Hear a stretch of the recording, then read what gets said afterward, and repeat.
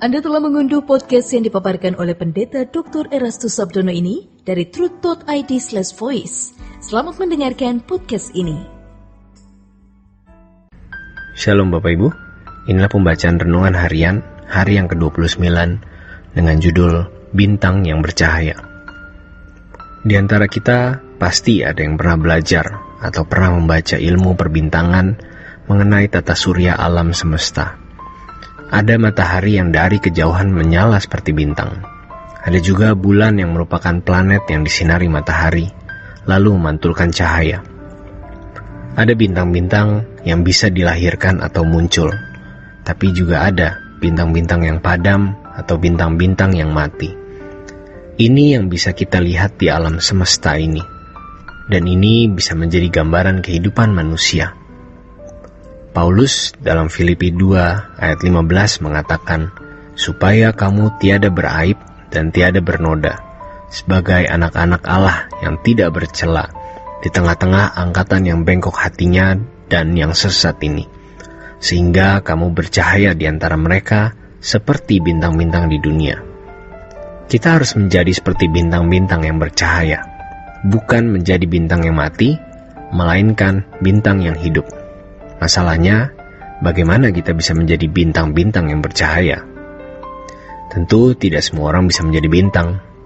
Tidak semua orang Kristen bisa menjadi bintang.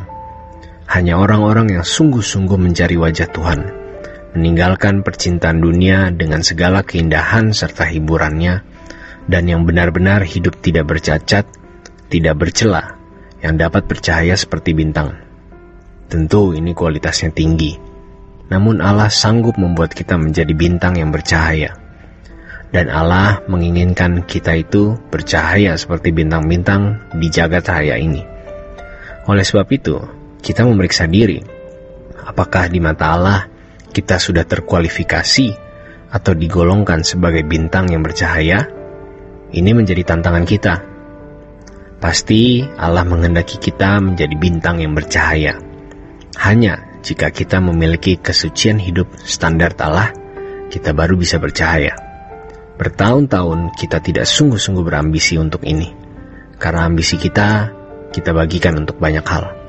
Tetapi hari ini kita katakan kepada Tuhan, lebih baik kita tidak bernafas, lebih baik tidak hidup, daripada aku hidup tetapi tidak berkenan di hadapan Allah.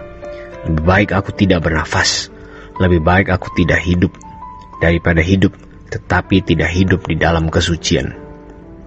Ini kelihatannya berlebihan, tetapi ini standar.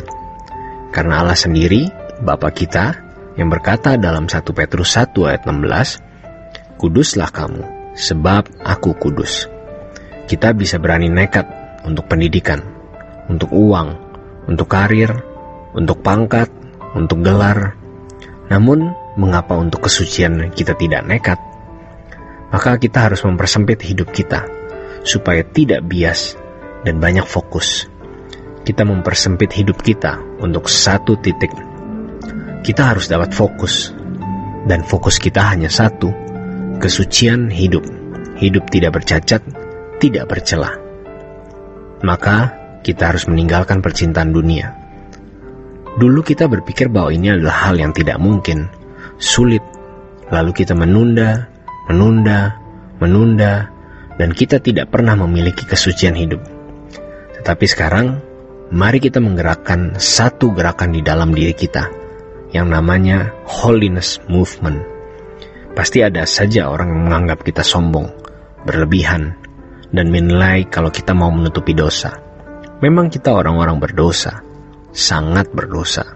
Tetapi kita mau mengakhiri sisa hidup kita dengan baik. Hidup di dalam kesucian, hidup yang tidak bercacat, tidak bercela. Jangan sampai fokus kita tercuri untuk hal lain. Kita tetap bekerja, berkarir, studi, sebagai ibu rumah tangga mengurus rumah tangga, sebagai orang tua bertanggung jawab atas anak, sebagai anak bertanggung jawab untuk memaksimalkan potensi yang suatu hari harus mengurus orang tua. Saatnya kita menjadi manusia yang bertanggung jawab dalam segala hal yang memang menjadi tanggung jawab kita. Kesehatan, studi, karir, rumah tangga, dan lain-lain. Tetapi semua itu harus membawa kita fokus ke satu titik, yaitu bagaimana kita hidup berkenan di hadapan Allah. Dan melalui semua kegiatan hidup, melalui semua tanggung jawab yang kita kerjakan, kita melakukan apa yang sesuai kehendak Allah, yang benar-benar menyenangkan hati Allah, yang benar-benar menjadi kesukaan Bapa. Sebab kita tidak bisa menjadi kesukaan Bapa kalau hanya semedi, bertapa di dalam gua, atau di dalam ruangan gelap. Tentu kita harus berdoa, harus ada waktu untuk itu. Tetapi dalam kehidupan sehari-hari, kita harus sungguh-sungguh berjuang untuk hidup suci, tidak bercacat, tidak bercela. Hanya orang yang sungguh-sungguh mencari wajah Tuhan, meninggalkan percintaan dunia dengan segala keindahannya serta hiburannya, dan yang benar-benar hidup, tidak bercacat, tidak bercela, yang dapat menjadi bintang yang bercahaya. Untuk berlangganan renungan harian dalam bentuk cetak, silakan hubungi Truth Literatur di nomor telepon 0878 7870 7000. Untuk mendapatkan CD khotbah, MP3 renungan Truth, dan CD album lagu produksi Sola Gracia, Anda dapat menghubungi di hari dan jam kerja di nomor telepon 021 638 60953. Tuhan Yesus memberkati. Sola Gracia.